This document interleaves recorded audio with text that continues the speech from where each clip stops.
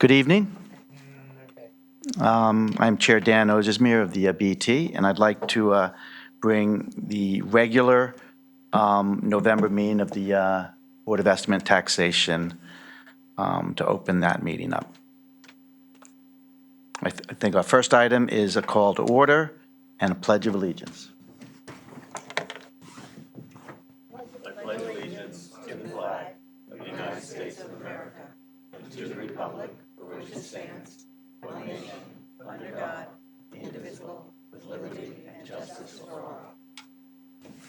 Thank you. Okay. Item 2, these are a list of requests for budget adjustments. All the items tonight are routine applications, which means that our clerk will read off the items, and then we will take one vote for all the items. These items were previously discussed and voted on at various committees, including the Budget Committee. Thank you. Nisha? First up, FD2, $69,650. This is an additional appropriation from the fire department for engine remediation. Application FD3, which is also from the fire department, in the amount of $28,850 for tank replacement. Third is HD1 from the health department, a $17,000 transfer. HD2 from the health department, $122,559. Approval to use Public Act funds. Next, HD3 from the health department, $36,368. Approval to use the PHEP grant for fiscal year 22-23. Next, PD3, which is from the police department, $295,000 additional appropriation for UPS and MPLS, which is a switch. PD4, police department, $142,000 additional appropriation for hardware maintenance. PD5, $95,000 approval to use for FAR for Faro and air conditioning in a server room. PR1, Parks and Rec, $125,000 additional appropriation for driving range netting. SE5, First Selectman's, from the First Selectman's office. This is a settlement for set in the amount of $75,000, Town of Greenwich versus Cassis. SE6, which is First Selectman's, from the First Selectman's office, settlement in the amount of $16,500, Birdies versus Town of Greenwich. And then finally, SE7, which is, again, from the First Selectman's office, a $20,000 settlement from Zarzaki versus Town of Greenwich. Thank you. Can you just confirm the amount on Birdies versus Town of Greenwich? $16,500. Thank you. Can someone move? Second. Or did you move it? I said second. Yeah, okay. That's moved by the clerk, Nisha War, seconded by Leslie Tarkington. Can I have, are those accepted by unanimous consent? Thank you. Okay, we have our Lauren Elliott, our assessor. Thank you. Good evening, Mr. Chairman and fellow members of the BET. I'd like to present the assessor's report for November 2022. Currently, the office is finishing the real estate portion of the 2022 grand list. We've completed all the field work, and now we're just reviewing our final valuations. We should have that done sometime by the end of December. Personal property declarations were due back into the assessor's office by November 1st. We've received to date around 2,200 declarations. We have about 3,900 accounts, so there's still a significant amount of non-filers. We have hired tax management associates to do audits on these non-filers. And to date, the audit program so far has increased tax revenues by $303,381. We are going to continue to review all of the accounts that have not filed, and we will be auditing those if we deem that it is something worthwhile for us to do. Lauren, may I just ask a question? Sure. The audit program you mentioned is bringing in $303,000. How does that compare with In addition to previous what years? it automatically, that's in addition to what we've already had. On the grand list, our value of the personal property is, for the last grand list was $716 million, $812,430. So we tax that. The audit program is basically what we do is we go out and we find businesses that we think either A, have not filed, or B, have underreported. So this is in addition to what we've already assessed. So it's an add-on to the prior grand list years. So in historical context, 5 years ago, 10 years ago, is this typically the kind of number that you would see? Is this more or less any sense? We didn't do it. Okay. We started this about a few years ago. Back in 2012, 13, 14, when I got here, we didn't really do it. It was not part of it. Okay. And the crack liaisons working closely with the assessor inaugurated that policy. Well, thank you all. And one final thing, we had 3 tax appeals that were withdrawn, 2 residential and 1 commercial, which means there was no tax loss to the town. And those were off of the 2021 grand list. Does anybody have any questions for me this evening? Yes? What's the latest, please, on the initiative about the housing of the schools, at the schools? Well, they're both under appeal, as you know. I did do an inspection on Greenwich Country Day and went through all the housing property that are under litigation. I'm not quite sure. So, Yeah, I think we need to be agree. careful about cases in litigation. okay, thank you. Yeah.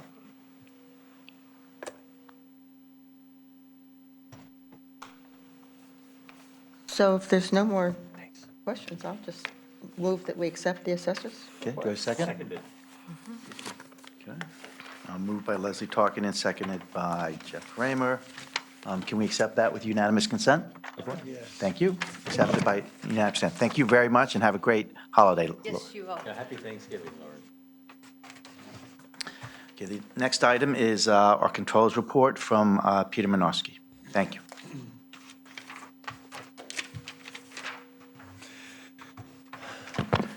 Good evening, everyone. Controllers report, I'll start out with the monthly American Rescue Plan, the ARP update. As promised, we send out the appropriation statement. Point number 1 is we've gotten our full allotment of $31,399,000. There's 2 important goals, or I should say, dates that we have to meet to comply with the American Rescue Plan. We have to have all of the monies obligated by December 31st, 2024. All of the monies are obligated, and they'll officially be loaded into the U.S. Treasury portal during the month of January. The final projects that were taking a little extra time is the 19 subrecipients. Subrecipients are like TAG, et cetera. They're listed on the appropriation statement. Every one of them has met the compliance for legal compliance. They've got legal agreements with the Office of the First Selectman led by Ben Branyon. If you look at that, they're either been fully expended or fully encumbered, so they're way ahead of everybody else. The second goal is that we've got to be fully spent by December 31st, 2026, so we have more than enough time. I had a conversation with Ms. Darkington about we should include during the month of February, set aside a little 5-minute piece for each department that has a project that's on this listing. And if it's proceeding along, for example, soil remediation, which will be fully expended, we'll move on, and we'll be looking for accountability as far as any projects that haven't started, why haven't they started, what's the plan? I don't think at this point we have to, I don't want to say panic, but be cautious about not beating a goal that's 4 years away. But as promised, we monitor this on a monthly basis. I'll move on to the annual audit for the 3rd year in a row. I'm sorry. Can I just ask a question on that point? And maybe I'm missing it, but the Greenwich Housing, the trust fund, is Yeah. that captured on here, on this list? It's $1,000,001. It's, yes, it is. There's $1.2 million in a line item that needs to be split out. I believe it's the top of the subrecipients. If you go to the middle column, see the $1.2 million? Yes. Okay, that is 1.1 million for the Housing Trust Fund and $100,000 for me, for consultant, which is predominantly audit. RSM has already started auditing the ARP monies. We only had two sets of expenditures last year. We had about it's on here, 6.8 million, I believe it was, for the sewer, 6.8 million, 752, and the 1,415,000 was Hardin Road drainage improvements. And second question?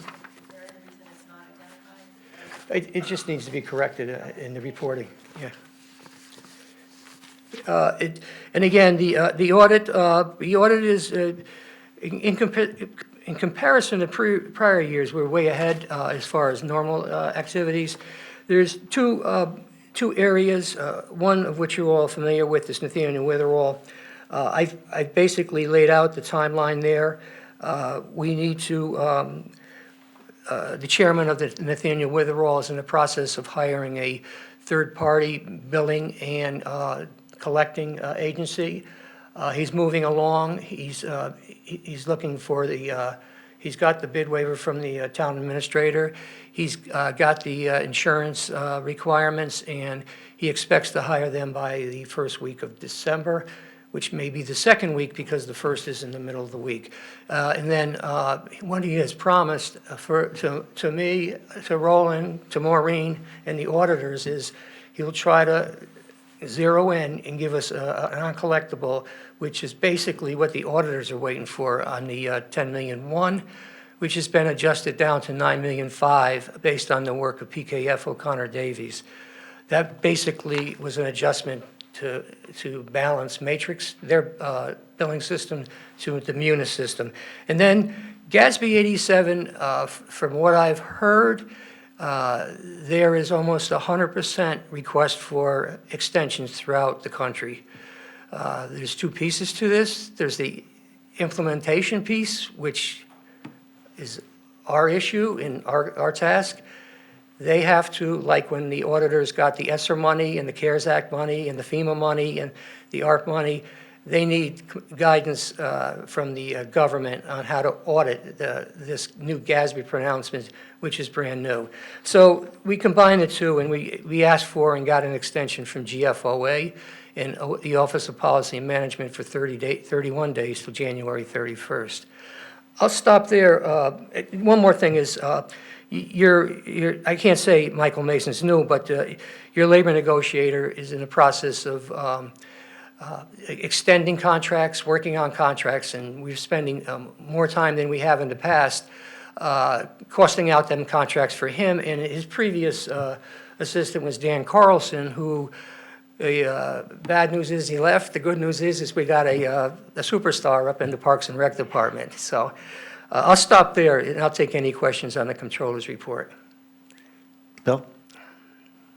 Pete, on the Witherall, the adjustment from Matrix to Munis from 10.1 million to 9.5 million, is that is that 600,000 more like a collection or more like a write-off? It's an adjustment. They want a snapshot of June 30th. So the write-off part hasn't started yet. I put 500,000 in. If you recall, back in March with the audit committee, we had an uncollectible of almost 500,000, and the chairman of the Nathaniel Witherall came and basically wiped it out with 3 years of bad debts, and we went back down to a low number. We normally accrue 135,000 a year, so I arbitrarily put 500,000 in there. I had nothing to base it on. The auditors wouldn't accept it because I have nothing to base it on. So the task we have before them, that's in this controller's report, is hiring a third-party, qualified, independent, objective group of people who could start billing immediately and could look at the aged receivables. At July 31st, 3.7 million of that number was 7 months old or older. That's 210 days. So the answer to your question is that was, the write-off is not an adjustment of the receivable, that's just a reconciliation. We haven't gotten to the write-off yet. I suspect it'll be higher than 500,000.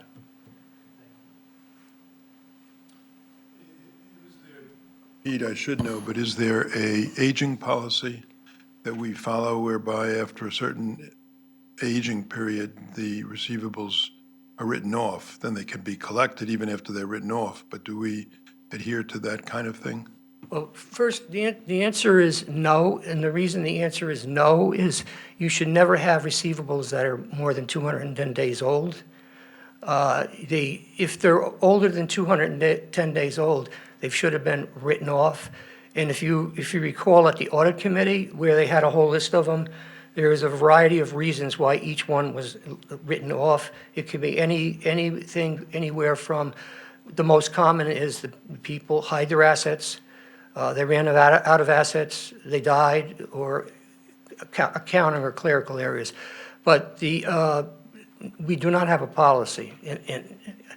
If you have someone, an outfit like Nathaniel Witherall, who's collecting over $30 million a year, you should never get in this position where your aging comes out and it just points out, screams that there's something wrong.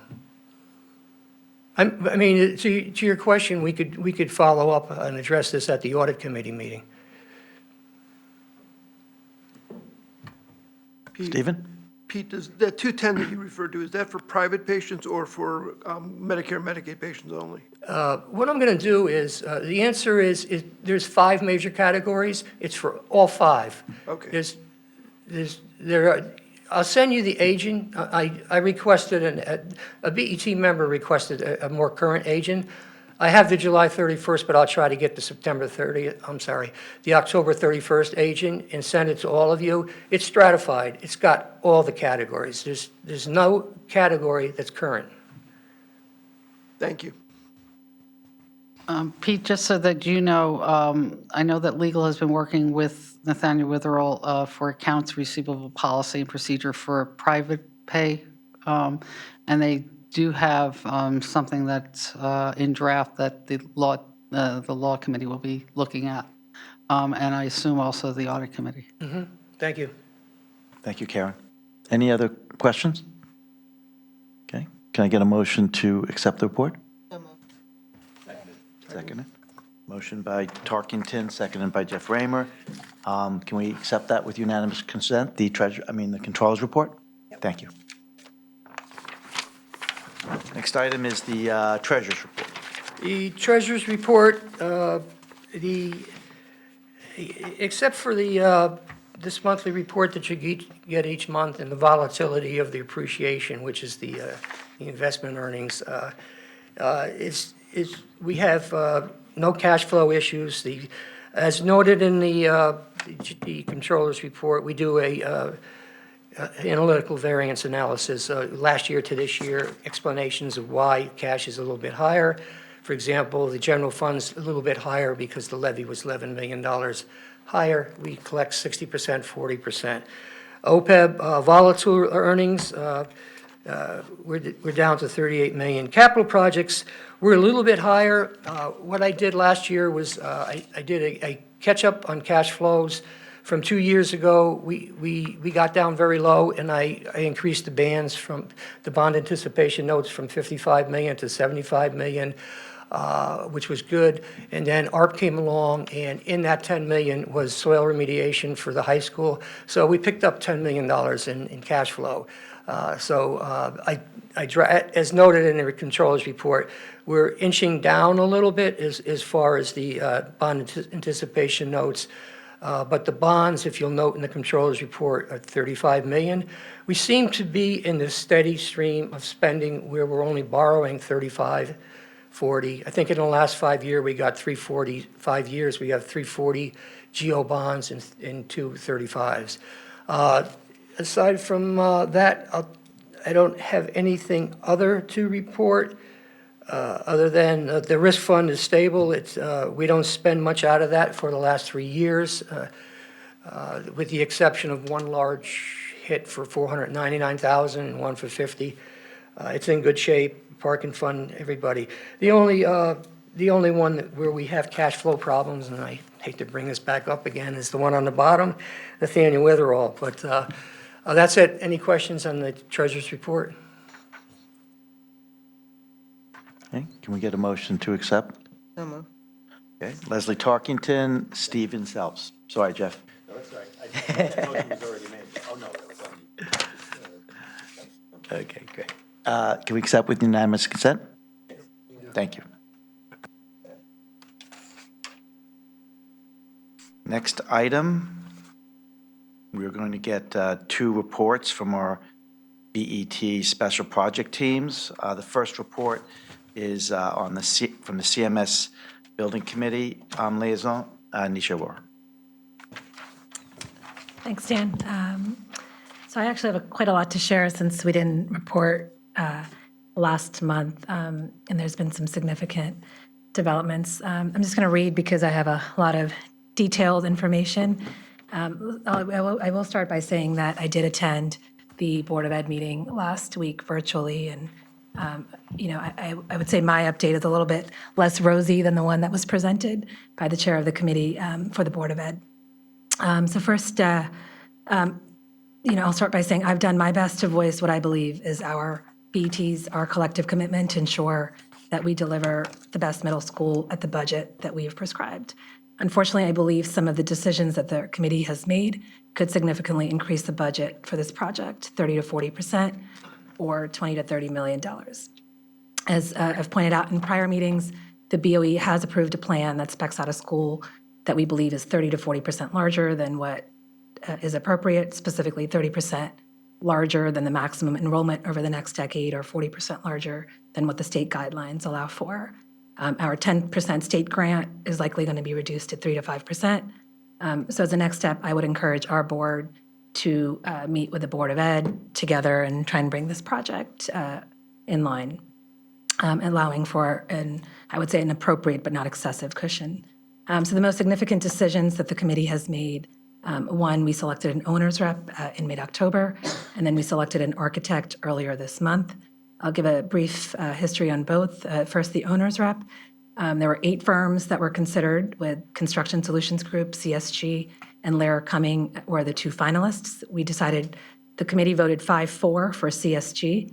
I was one of the dissenting members for CSG and voted against CSG for 3 very specific reasons, which I want to outline tonight. First, I felt there was a conflict. CSG was the firm that was hired to develop the ed specs for CMS.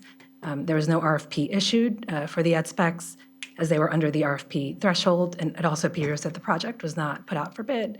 CSG is also the owner's rep on record for the CMS emergency scaffolding from earlier this spring and several other BOE projects. Second, the budget. I believe the budget is going to go about 20 to 30 million over, based on specs that are over scope and spec'd by CSG itself. Third, I think there is a reputational risk to the town. CSG is the owner's rep on at least 2 projects that are currently being investigated by the state and the FBI. These projects are excessive in budget, 85 million school project in Enfield, a 200 million project in Norwalk. These are state projects that are being scrutinized for no bid contracts and excessive grants from the state. I had recommended steering clear of this firm, considering we had a great second option that appeared to have equal support from all members of the committee, except for the chair, who was a very strong supporter of CSG. I did raise my concerns with the first selectman ahead of the vote. However, that being said, the committee has voted for CSG, and while I continue to have concerns, I respect the decision of our committee, and I will work to ensure that we have transparency as we make decisions going forward. I did also learn today that CSG was fired from a large project in Torrington last month ahead of our vote for non-performance. I will bring this up with our committee tomorrow. I just learned of this today. But again, I think that should have been disclosed to the committee ahead. Second, I'll move to the architect. There were 8 firms that were considered, with SLAM and Tecton being the 2 finalists. There was a healthy debate over several meetings, with the members split 4-4 on these 2 finalists. I abstained from this vote as the proposed contract exceeded the budget set by our committee by 64%. In other words, 4.2 million versus the 2.5 million that the BET had prescribed. I had recommended with support from our committee to request revised proposals from the two finalists with a reduction in scope and size, arguing that we would lose our negotiating power by signing prior to seeing the price revisions. The chair did not agree and moved ahead with the vote. The committee voted 8-0-1 with my abstention. I will note that I do think SLAM will serve this project well, and this would have been my firm of choice had it been in budget. And then more broadly, I also want to note that I've been very concerned in this committee that all of our discussions and deliberations with the various vendors have all, both the owner's rep and the architect, have all been held in executive session.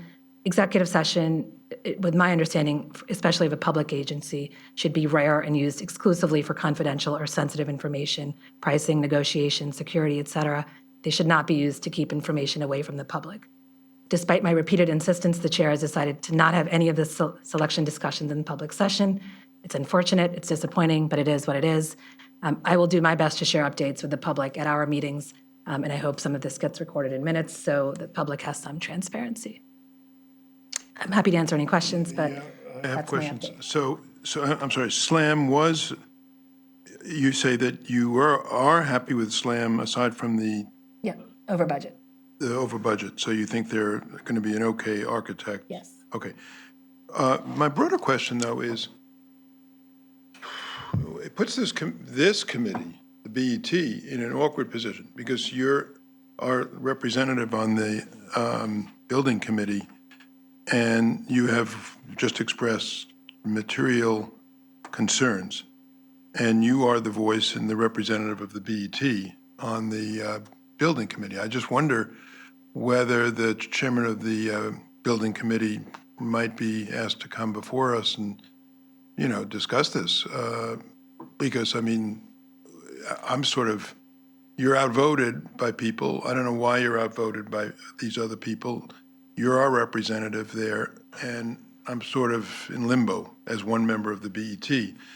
And therefore, it might be useful, at least in my view, to have the chair of the building committee come before us and air some of this stuff out so that we hear it. Just my view. I agree with that sentiment, and I don't know if there's any precedent for that, but I Okay, think that I would be an can- appropriate request. Okay. Yeah. Leslie Moriarty. Thank you, David. So I'm not sure I would agree with Mr. Weisbrot's suggestions. I also, Nisha is one member of a 12-person board. She doesn't speak for the full board here.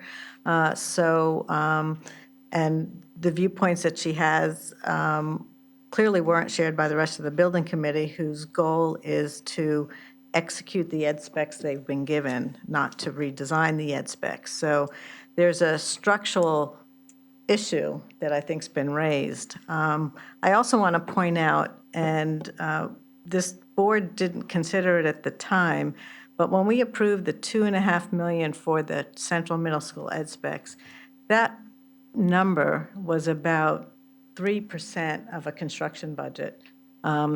And so the expectation that that 2.5 million should cover the full A&E for the project probably was unrealistic. If we go back and look at New Lebanon, their 2.85 million A&E number of a 38 million or so construction number is closer to 9%. So in retrospect, we should have expected that the A&E funding that was approved for this project would be insufficient. I believe that the old Greenwich Building Committee is headed for the same fate. It was, the A&E was reduced to 1 million. Construction budget is about 25 million. 24.5. 24.5 estimated. So, that 4% number, which was modified by this board at the last budget meeting, not by the budget committee, but is going to put that building committee into a problem as well, most likely, when it gets its architect's bids coming in December. And so that we've got a structural problem. Maybe it's an expectation problem. Maybe we're not expecting our initial A&E to cover the entire amount of A&E. But this is something that should be addressed quickly by our board to assist these building committees who are run by volunteers without not everyone has a lot of background, to really identify their financial needs, their budgets, and properly fund or, get the issues on the table early on. I don't like to see building committees waste their time if this board's not going to support them. They're executing what they're being asked to from the Board of Education. Okay, thanks, Leslie. I would just add a couple comments that I think that I certainly endorse in terms of the question of whether or not the chair of the building committee should attend our meeting, we can discuss that over the next couple of weeks and come up with a strategy if that makes sense or not. I would also note that, and I think we all want to engage, and I think we have said this at a board at our last meeting, that we as a board want to engage with the Board of Ed in particular, but, the building committees as appropriate, to make sure all of these projects get done in the right way. The only thing I would, though, add about the A&E estimate is that, I did actually notice in the last 36 hours as I started doing the math that, as a percentage of project, New Lebanon A&E are a little different. I would just note, however, that, these A&E numbers came from the Board of Ed over, almost a year ago. So certainly, they are what they are, and we'll have to, deal with it as best we can. And certainly, I think as a board, we'll do everything we can to sort through it. I do also want to just mention, and I don't really want to make this the discussion tonight because we have nothing in front of us, but, there have been, there was an article over the weekend about, potentially contracts being signed, maybe the appropriation's enough or is appropriate. I know there's conversations at both the controller and the legal department to try to help sort this out, and I think it's something that we as a board will try to focus on in the next, few days, couple weeks, to see if we can find the right path to, get the transaction moving forward, the project moving forward. Any other questions or comments? Laura? I just wanted to note and express some concern that in the report, there was discussion that the selection process, those decisions were conducted during executive session, yet we were advised of what some of those issues that were brought to light during executive session in this, our public meeting. So I'm a little bit concerned about that, particularly when we're talking about a firm's reputational risk. And I just have to ask the question. I'm assuming that checkings were done, that the question was asked, and I'm assuming it was satisfactorily answered, or else the majority of the committee wouldn't have voted. So if you could just assure me on that point, Yeah, so I I would think, appreciate it. so Laura, that's a good question. I think, the comments that I made both tonight and in the executive session at multiple executive sessions for our building committees are all information that's out in the public. I did not disclose anything confidential, and these were concerns I had that I shared with the entire committee. Again, the firm is not, and I was very clear, the CSG is not being investigated. They're part of two projects that are currently being investigated. CSG did confirm that they have not been subpoenaed by the FBI. And that was enough comfort for some members of this committee. It was not for me, but it was for at least 5 members of the committee. I will note that the vote for CSG was 5-4. There are 4 members of the trade that are on this committee, architects, builders. They all voted against CSG. Members that voted for CSG, along with the chair, were the Board of Ed liaison, the Energy Committee member, and another, without naming individuals. So to answer your question, I think the concerns were raised. They were considered, they were alleviated. The fact that CSG was fired from this Torrington project 2 weeks ahead of our contract signing was not disclosed to us. I just discovered that today. Someone reached out to me directly to let me know. I'm sharing it with this committee. It's all in the public. I don't think what I'm sharing is anything, I would say, confidential, but I do think it's important to have on record that there were members of our board, the public, were aware of the risks that we're taking on. And if it's, it's been weighed by our committee, and we feel it's appropriate to move forward. So I do think it deserves to be in public record and not just an executive session where minutes are not recorded. Okay, Leslie? Yeah, there are a couple of things that I heard in these conversations and conversations back and forth. And one is, I'll call it a lack of understanding of our FOI process. Because I think that there are many people on these committees that perhaps don't understand how critically important it is for the town to comply with our processes. And one of the critical ones is FOI. I think that we have not necessarily let every board and commission really, perhaps when they begin annually or something should know it. But I think it would be helpful perhaps if the law department, similarly to what it does for the BET, begins every building committee meeting, I mean, not meeting, but every building committee when it, first or second meeting with a brief presentation on FOI. So there's no question about the process. I think that would be constructive. And we used to do it for the BET in the public forum, and therefore it was televised, and you could always direct people to the, first meeting, P, of the term. But that hasn't been done over the last couple of terms, so I would recommend that. And the other is, and I agree with Leslie in terms of understanding what the amount of the architectural appropriation is and what it should be, because I think it was, as we voted for, it was architecture and engineering. And I do think that there's an intent when we approve things, but if we need to go back and reapprove, or if we need to approve another number, again, we need to go through that process. So, and I gather that's going to be done, at least thought about over the next week or two or whatever. Of course, we have Thanksgiving in between. Thank you. Our next item is a report on the Greenwich High School security vestibule. Leslie Moriarty. Thank you. Yes, I'm the representative from this board on the GHS entryway vestibule project. I had updated this board a few months ago that the bids that had gone out in the spring for the initial design that was approved by P&Z and met the Board of Ed specs came in significantly over budget. The construction budget for this is $2.5 million. And the budget, the bids came in that we would have needed an additional $1.5 million or so to complete that scope of work.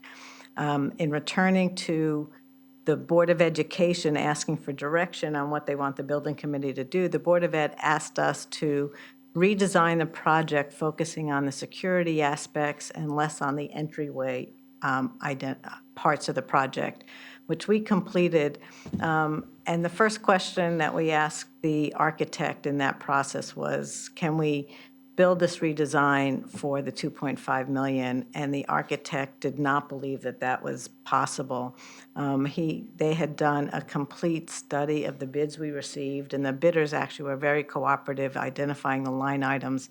And the cost of this ballistic glass has doubled over the past couple of years. That may be not quite the right number, but significantly higher, something like $800 per square foot or something. And the roofing, which was a big cost of the prior project. Additionally, P&Z had added scope to the project. They wanted to improve the landscaping at the front of the building to make it more attractive to the neighbors, and yet also provide some screening for the neighbors so they're not looking at a lot of lights at the structure. So that added about $350,000 to the cost of the project. The project itself was redesigned. It's made smaller. I circulated to the board, and it's available to the public on the Board of Ed's website from their last meeting, the image of the new building, but it's basically the scaled-down version. It still covers all of the glass doors. It provides for a secure vestibule with the security personnel within that vestibule, and that all visitors will circulate into the administration's office. They will not go directly into the glass corridor once school starts. The project was costed out, and while the construction of that fit closer to the budget, when you add in the sufficient money for contingency and owner's rep, which should be included for this project to do it appropriately, plus one additional what we're bidding, we bid as an ad alternate, but would improve the security of the building and the intent of the ed specs, which is to put a film to provide for protection on the remaining glass on the front of the building that would be covered by this new vestibule. And all of that, long story, get to that the project is still about 500,000 over the 2.5 million. At the meeting last week at the Board of Education, the Board of Education did agree that they approved this design, they want to move ahead, and so the building committee intends to come to the BET and the RTM for an additional 500,000, and the plan is to come to the December BET. So it would be December BT and January RTM, is that? Yes, yeah. Thank you, Leslie. Any questions, comments? Laura? I'm wondering if you could just refresh my memory about state reimbursement and what's the process and the expected amount?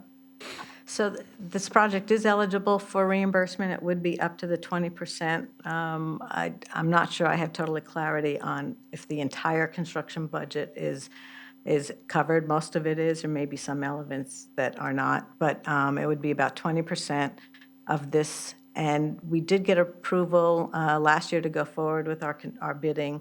There is a process, we have to go back to the states, but it's not the formal June and December bonding appropriations. Because this is a security project, it is a more informal process that they do throughout the year. Thank you. Thank you very much, Leslie. Next item is old business, a vote on a state grant for the senior center in the amount, I believe, of $300,000. Amina, would you mind just giving a few brief comments? Just so everyone's aware, we did have a first read on this issue at our last meeting. I think there was a lot of good discussion, and we are hoping to dispose of the item tonight. Thank you, Amina. Good evening. We did have another discussion with the Law Committee at its last meeting, and last time when I had appeared before this board, there were some questions about what is the process at the state level if, in fact, we decide to switch out a current entity that's leasing space at the senior center. As you may recall, there are some provisions in the agreements which say state approval would be required if we do any leasing, mortgaging, liens, any such transactions with regard to the senior center building.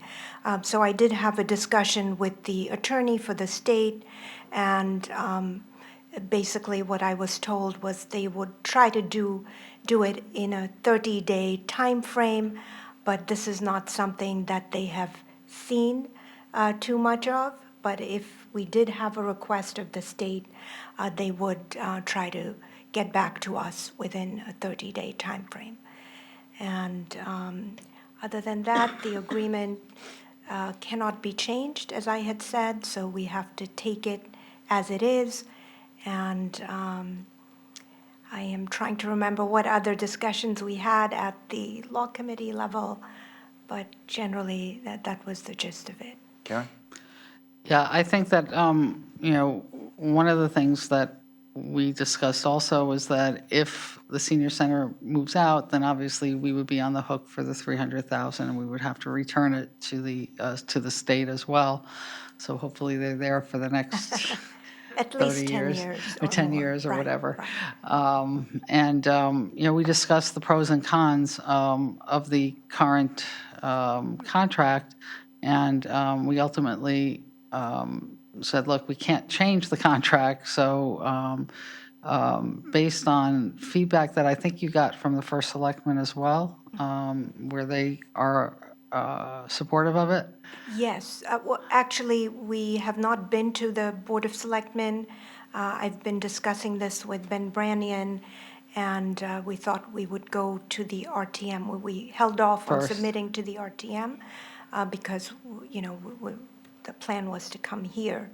So based on what you all decide, we will then submit it to the RTM in January. Right, and for the ultimately, January form. ultimately, the RTM needs to have the discussion and Yes, approve it too yes. before this can Right. be finalized. So the discussion will definitely take place at the RTM level, hoping in January. So I think, just to clarify, I think, Karen, what you're saying is that if in fact, a couple years from now, events happen and we cannot perform, or the penalty is that we give back the grant that we received. Is that correct? Correct, yes. If the senior center were to, for some reason, move out of the current location, the grant money would have to go back to the state. Yes, So- that's very clear in the contract. It's for the senior center, and so if something changes there, then. Thank you. Any other questions for Amina? Jeff? Just a follow-up question. Does that constraint apply forever? I mean, if 60 years from today, the senior center moves out, do we have? That's a very good question. There is a 10-year period, and that 10-year period is the negative pledge, which, I'm sorry, the 10-year period is the restrictive covenant, and then there's a negative pledge, which is a lot more open-ended. So I was trying to get the state to amend the negative pledge to keep it consistent with the restrictive covenant and have it be 10 years as well. But the way the language reads for the negative pledge, it could be for a very long period of time. There's really no end date in the negative pledge, other than it says that as long as we are complying with all the conditions of the funding. So that is a sort of an open-ended obligation. Any other further discussion? Laura? I know this was discussed at the law committee, and I think we're all comfortable, but just to get it on the public record in this meeting, on some of the exhibits which talk about the property description of the address, we have a status quo there now, which the senior center is operating on certain floors, and then we have subtenants. Yes. Who have further subtenants. So I'm assuming that the schedule will be updated with how it's operating. So it's very clear from the get-go who our tenants are and what their arrangements Absolutely. We will are. make all those disclosures as to who is there now and which part of the building. So that will be part of the final documentation. And will that be part of the RTM packet? Will it be ready for that, or? We could certainly put that together. That shouldn't be a problem. But that will be part of the disclosure. Thank you. Absolutely. Any other questions? Can I ask that someone make a motion to move the item? I move the item. Karen Fasciotis, seconded by Leslie Tarkington. Any objections to accept this on unanimous consent? Okay, that passes 12-0-0. Thank you, Amina. Thank you, Alma. Have a happy Thanksgiving. Okay, item 10, new business, approval of the draft 2023 BET calendar. I believe we've had a good deal of time to work on this, and thank everybody for their attention to this. It's really critical that, everyone looks at it, and I think we gave everyone the time to do that to assure that, this is a schedule that we can deliver on. So unless there are any questions or comments, could I ask somebody to move the item? Stephen? And Harry? Okay, motion by Stephen Selps, second by Harry Fisher. Any objections? Leslie? I do note here, and quite frankly, I